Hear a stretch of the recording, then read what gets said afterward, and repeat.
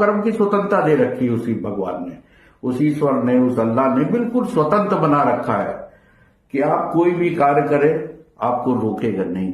आप छत में जाके कूद पड़े आवेश में आकर तो आपको रोकने वाला नहीं है। हाँ, उसका परिणाम उसके हाथ में है। वो एक व्यवस्था ऐसी बन रखी है कि जब नीचे गिरेगा तो जितने फोर्स में गिरेगा और उसका शरीर उतने फोर्स को कितना सहन शक्ति है उसमें, वो सहन करने की क्षमता के अनुसार उसको शरीर में नुकसान पहुंचेगा। अनंत शक्तियों का यह संसार बनाया हुआ है।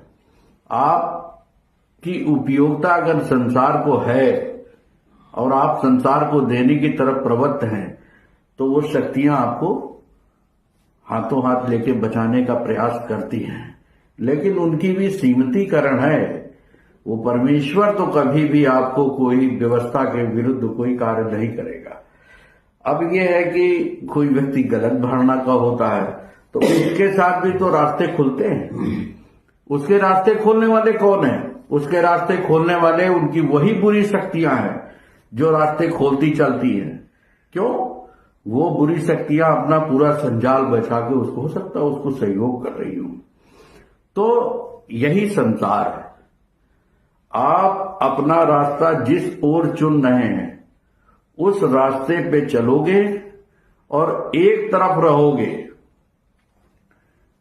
तो आपको उसी से संबंधित जितनी भी शक्तियां हैं वो पूर्णतया सहयोग करने लगती हैं। और ये किसी विशेष व्यक्ति नहीं, प्रत्येक व्यक्ति के साथ ये हो सकता है। और ऐसा नहीं कि सबको सहयोग बिल्कुल निश्चित मिलेगा, ऐसा नहीं है। आप अगर असमंजस का जीवन जी रहे हैं, ठीक है, तो असमंजस का जीवन जीने वाले के साथ कोई साथ नहीं होता है, क्योंकि एक तरफा नहीं होता ना।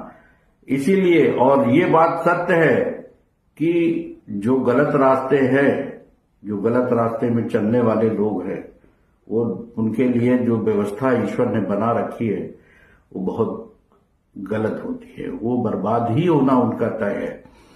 और जो अच्छे रास्ते चलते हैं वो जन्म जन्मांतर जो आनंद की अनुभूति करेंगे और वो क्लेश की अनुभूति करेंगे।